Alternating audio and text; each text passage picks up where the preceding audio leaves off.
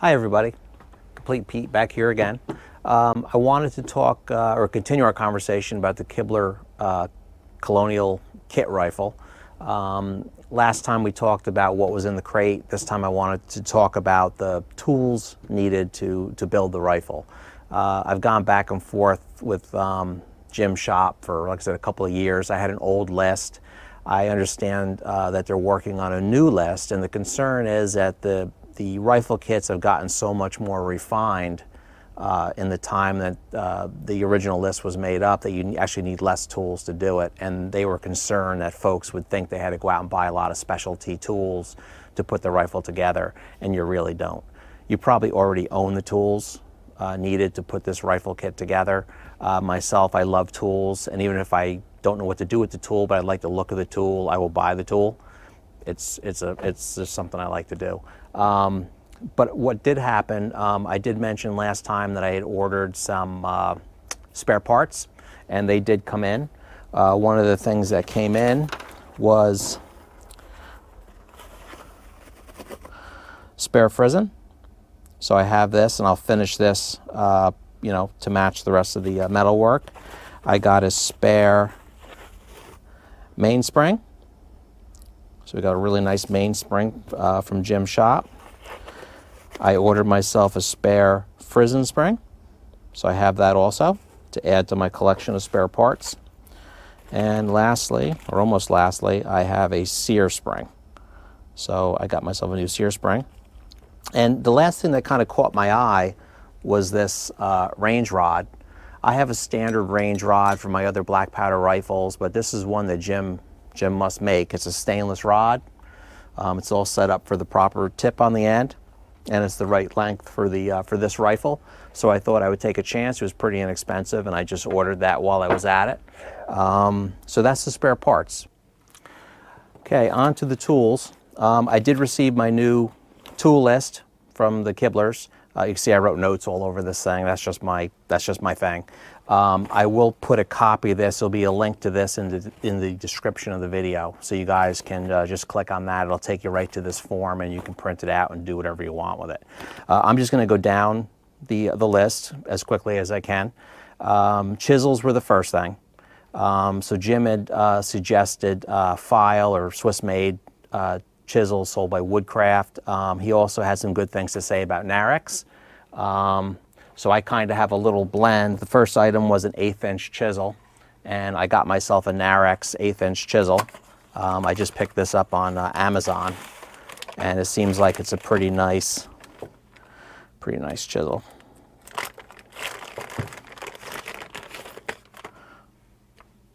So this is a pretty nice chisel, nice wood handle on it. I'm sure we'll need a little bit of sharpening on there, but this is the one chisel I got. That's the 1/8 inch. Amazon. The other one was a 1/4 inch chisel, and I decided to go with the file chisel. So this is the 1/4 inch or 6 millimeter. Got a wicked edge on it already. I've already cut myself once, so I don't know why I'm still touching the end of it.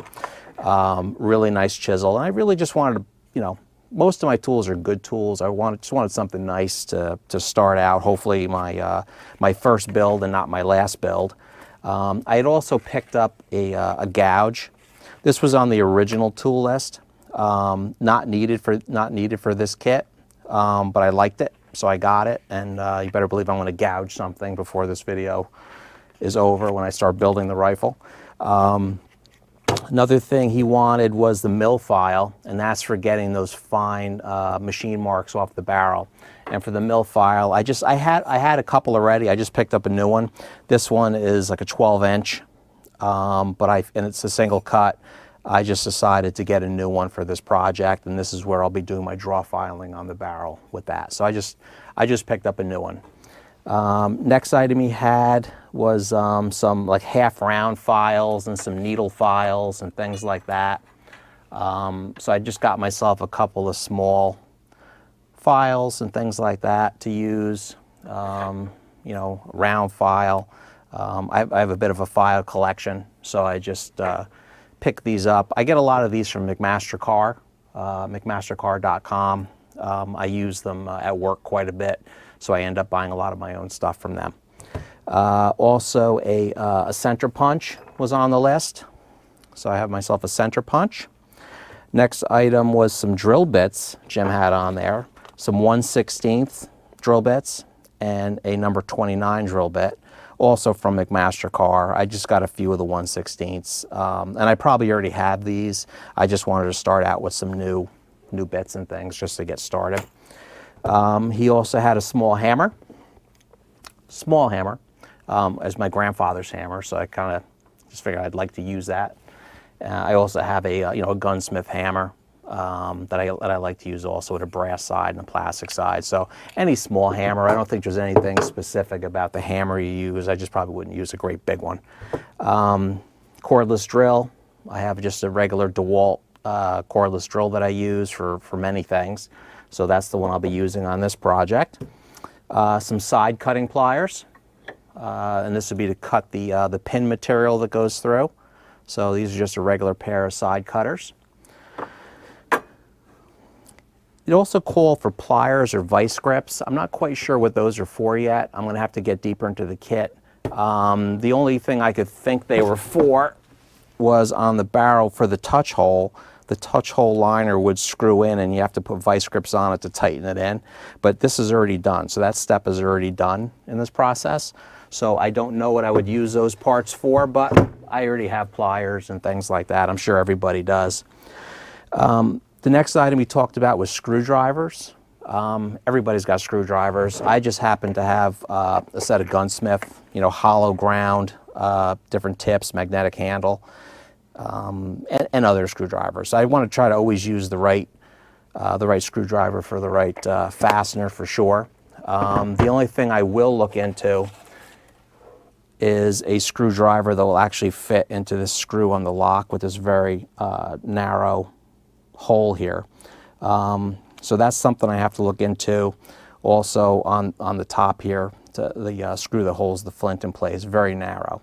So I probably have to get a turn screw or something like that to fit that. So I'll invest in that little tool later on. And especially if you ordered your rifle and there's some wait time before the rifle comes in, this is a great time to research and go shopping and order a few things at a time, to while away the time while you're waiting. A couple of C-clamps. He also calls for a Draftsman style lamp. You'll always see that Jim has like some kind of lamp he always pulls. I have a lot of lighting on my workbench and other lights I can bring in, so I think I'm okay with that. I'm going to take an old triangular file and grind the teeth off of one side to make a safe file so I can get into those tenons and just kind of open them up if I need to. So this one's kind of put aside to get ground down as a safe file. The other thing I could say is the Optivisors. I've seen Jim Kibler wearing those things, and it's kind of funny to see him wearing the Optivisor. It wasn't funny until I started wearing them myself, and I can't believe how I did anything without these before. Just the magnification. They're so lightweight you don't even notice they're on your head. So this was a Christmas present, so I didn't actually, not including this in my my costs. But I would say definitely if you could get yourself a pair of Optivisors, the real ones, because there are some imitations out there. I would talk about a mallet was also on the list. I had just picked up this Narex mallet. It's kind of a lightweight mallet. You could probably get something a little bit smaller. I got tired of looking around for one, so I just ended up getting the cheapest one I could get. Also, like a file card for the files. I don't use, when I do filing on other projects, I don't use like chalk or anything like that. So I just kind of knock the file out, or I'll just hit it quick with the file card or the brush end. So this was pretty cheap. I just bought myself a new one just so I had something on hand. Another thing on the list is a set of cabinet scrapers, 20 thousandths through 25 thousandths of an inch thick. This is just another Amazon purchase. So you can see these things, 15, 20, so something like the 20. And you'll just, we'll square this off with a file, get the edges nice and square. Then we'll hit it with the hardened steel rod and make a little curl on the end, and then we'll be able to really scrape scrape along the stock to smooth it. This isn't 100% necessary to do this. I'm sure that we can all sand this stock down so it looks beautiful. With a lot of these tools, it's just something I wanted to learn how to prep this and learn how to use it, and I'm going to try it. I may just give up on it right away, but I at least wanted to say I tried it. Next item on the list was a vise. I have a machinist vise that I typically use in the basement for my projects. But what I wanted to get was something that would move a little bit, so I ended up buying myself a Vise vise. Okay, here's my Vise vise. What I do is I typically mount it to a piece of wood, and then this way I can put it all the way in, and I can just clamp it to my bench. Or if I want to work there, I can pull it out and clamp it to the bench, so I could work out on the floor a little more. So this thing will just get clamped on there, and the clamps fold flat back against the side, and that's how I attach it. What I like about the Vise vise is I purchased this adapter here, because the Vise vise normally goes straight down onto the stand, but with this adapter, it lets me tilt it forward. It also lets me rotate it, so I can do, work at different angles and things like that. So this is just something I picked up. I think the whole Vise vise was 80 bucks. And probably 30 bucks for the adapter. So it's something I wanted for other projects also, so it's not specifically for this. I just told my wife I had to have it. One other item that's on the list is X-Acto knives. So we have an X-Acto knife set. I already happen to have this already, so this doesn't go into my budget. So that's a handy thing to have. I don't quite know what I'm going to do with it yet on the kit, but I want to have all the parts handy. Because one of the things I've learned is don't trust your future self. And my future self will not have the right tool or gouge or chisel handy. I'll get to a point where I need it, I won't have it, and then I'll say, I'll just try this tool, or I'll push a little harder, or let me get a hammer, and that's when things go off the rails. So I like to have all my tools and things all up front because I know myself. I'm going to try to shortcut it or do something like that, and it's going to turn out horrible. Jim also suggested getting a sharpening stone. He talked about getting a medium and fine grit Arkansas stone, doing frequent sharpening on the chisels as you go, which sounds like great advice with maple and even especially with walnut or something like that, harder to cut wood. So that's something I'll be working on. We also had to have an 832 tap. So I ended up buying myself a new 832 tap. I have dozens of these taps. As an electrician, 832 is a very common size, but they're not very expensive, so I just bought myself a new one. I already had a tap handle for it already, so the tap will go right into there. I already had those tools. I did get a 1/16 punch, kind of a common item. I had one that was similar to size. If you do any work on other colored rifles, you'll have something in the 1/16 range punch. Inletting compound. So I got a bottle of the Jarrow's inletting black, as suggested. It doesn't call out a specific one. You can also use candle black. You can do anything with it. There's guys some guys use lipstick. This is probably along the lines of like patch lube debate. You can just put a patch in your mouth, use a spit patch, or you can come up with some kind of crazy concoction, right down to some guy who's breathing through a reed trying to go out into a swamp and milk the glands of a beaver to make some kind of lube out of it. Anything works. So anything that you think you want to try, go ahead and do it. You really can't go wrong.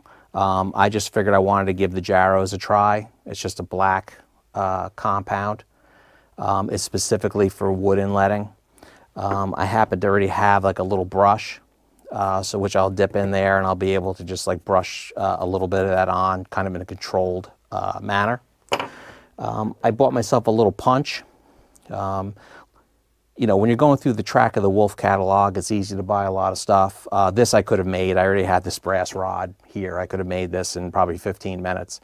But I kind of liked it. It was done, and I could put that time, into something else. But this I'll be using to drive the sights over to set the windage or just even to get them in and out of the slots. So I have that. And the last thing I had asked Jim, you know, what he would suggest to get the lock apart when I do the finishing work on the lock to get it finished out. I want to disassemble the whole lock, and he suggested that I go to Track of the Wolf and I get myself the deluxe English style mainspring vise, which is what I have here. So I've never used one before, but this is the one he suggested. So I'll give this a try. I don't think I can go wrong with it. And I think that would be all the tools. So as you can see, the only things I really bought was a handful of little parts. And I had most of all the other stuff already. I even have a couple of like little wooden dowels. If you don't have the brass punch to drive your sights over, you could just use a little piece of wooden dowel and it'll do the same thing. You can also use this wooden dowel for like burnishing. If you're going to burnish the stock a little bit, you can rub the stock down with the dowel also. So I just happen to have this left over from another project. So I think that's really it. So I think I probably have about $100 into all my tools for this project. I just feel better having brand new parts and tools, you know, to get started with this. And hopefully it's not my last project. So anyway, thanks for watching, and keep your eyes peeled for the next video, which will be the finishing supplies.